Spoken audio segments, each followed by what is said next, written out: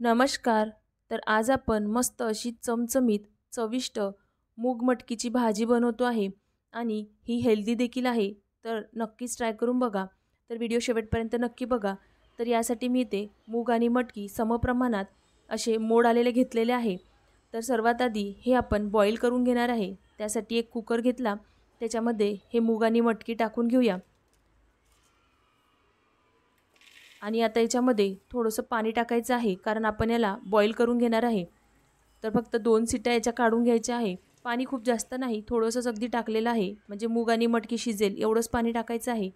चवीपुरतं मीठ टाकून घ्यायचं आणि थोडीशी हळद टाकून घ्यायची, म्हणजे हळद आणि मीठ मटकी आणि मूगला चांगली अशी लागेल. आता याला चमचाने चांगलं असं मिक्स करून घेऊ आणि आता याचं झाकण लावून याच्या 2 शिट्ट्या काढून घ्यायच्या आहे. तर खूप जास्त नाही, फक्त 2 शिट्ट्याच काढून घ्यायच्या. तर जोपर्यंत या 2 शिट्ट्या होत आहे तोपर्यंत एका कढईमध्ये तेल टाकून घेतलं आहे. यासोबतच थोडीशी मोहरी टाकून घ्यायची, जिरं टाकून घ्यायचं. जिरं आणि मोहरी चांगलं तडतडून झालं त्याच्यानंतर आपण याच्यामध्ये थोडंसं हिंग टाकून घेऊया.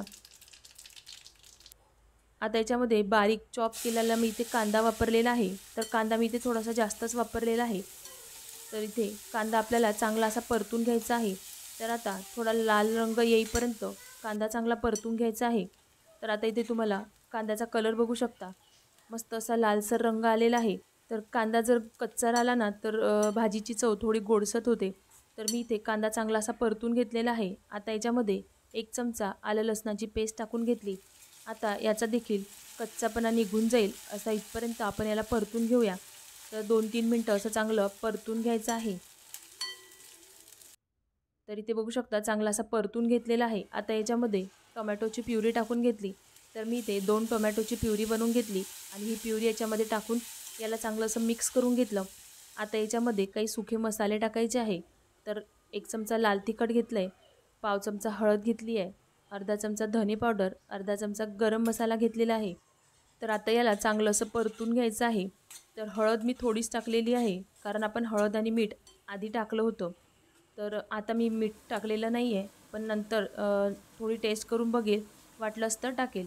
पण आता मी याच्यामध्ये टाकलेलं नाही. आता हा मसाला चांगला असा ड्राय होईपर्यंत शिजवून घ्यायचा, म्हणजे टोमॅटोचं सगळं पाणी सुकेल.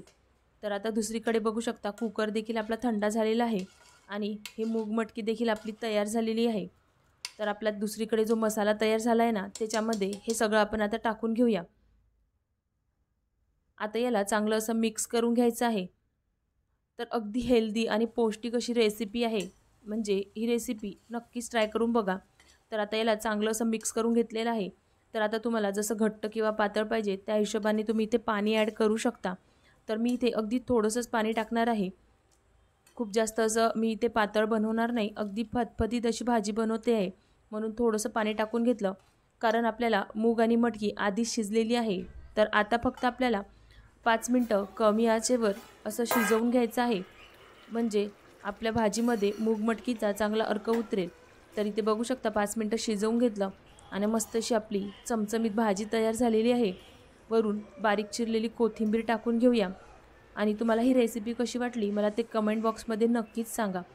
तर बारीक चिरलेली कोथिंबीर टाकून घेतली. परत एकदा याला चांगलं असं मिक्स करून घ्यायचं आहे. तर आता उन्हाळ्याच्या दिवसामध्ये तसंही भाज्यांचं खूप कमी असतं किंवा बरोबर भाज्या देखील आता मिळत नाही. त्याच्यामुळे कडधान्य हे उत्तम असं ऑप्शन आहे. तर नक्कीच ट्राय करून बघा आणि रेसिपी थोडी जरी आवडली असेल ना तर व्हिडिओला लाईक नक्कीच करा. सोबत चॅनलवर नवीन असाल तर चॅनलला सबस्क्राईब देखील करा. भेटूया अशाच नवनवीन रेसिपीमध्ये. Bye bye.